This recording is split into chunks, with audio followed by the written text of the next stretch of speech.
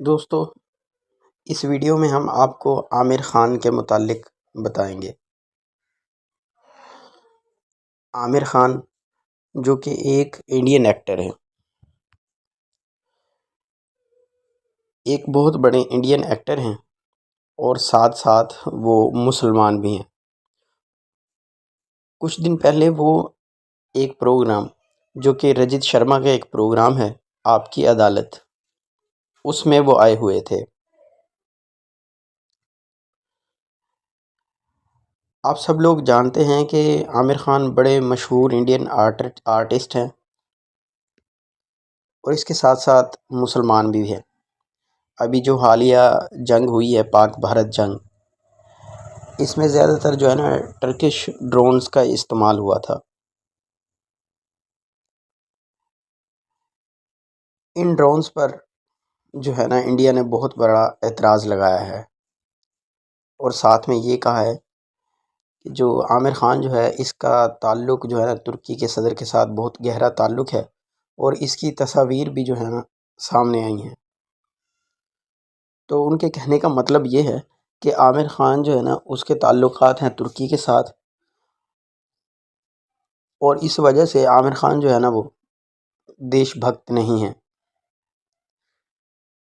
یعنی کہ عامر خان انڈیا کے ساتھ مخلص نہیں ہے۔ اس پروگرام میں، رجت شرما کے پروگرام میں، عامر خان سے یہی سوال کیا گیا کہ آپ کی جو ہے نا تصاویر جو ہے نا وہ انڈیا ترکی کے صدر کے ساتھ آئی ہیں، اس بارے میں آپ کا کیا خیال ہے؟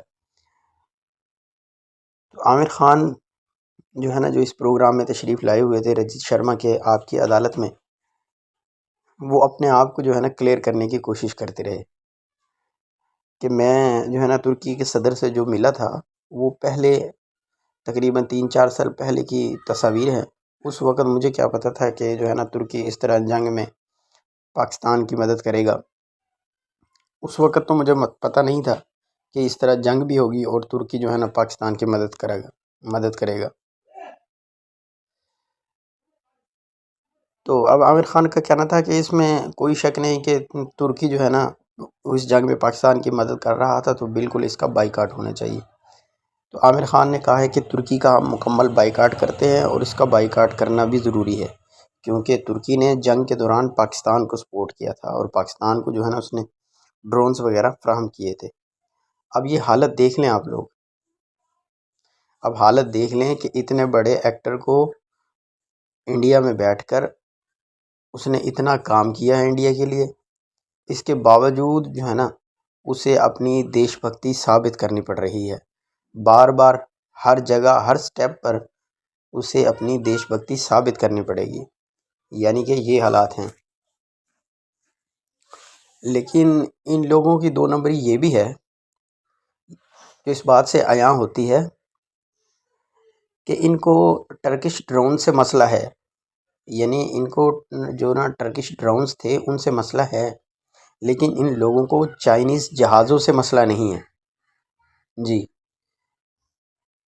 یعنی کہ چائنیز جو جہاز تھے، انہی جہازوں کے ذریعے پاکستان نے J-10C کے ذریعے ہی ان کے جہاز گرائے تھے، ان کا رافیل گرائے تھے۔ ان کو ان جہازوں سے مسئلہ نہیں ہے، ان کو مسئلہ ہے تو ٹرکش ڈرون سے مسئلہ ہے۔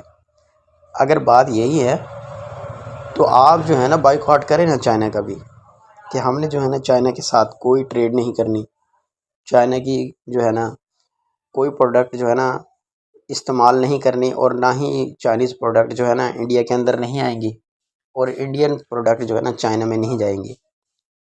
یہ نہیں بولتے یہ لوگ، وہاں پہ جا کے ان کی بولتی بند ہو جاتی ہے، اور عامر خان جیسے لوگ جو ہے نا وہ بھی ایکسپوز ہو جاتے ہیں۔ بات صرف یہ ہے کہ عامر خان جو ہے نا ایک انڈین مسلمان ہے، اور انہیں بار بار جو ہے نا اپنی دیش بھکتی پروف کرنی پڑتی ہے اور بار بار ثابت کرنا پڑتا ہے کہ وہ انڈیا کے فیور میں ہیں۔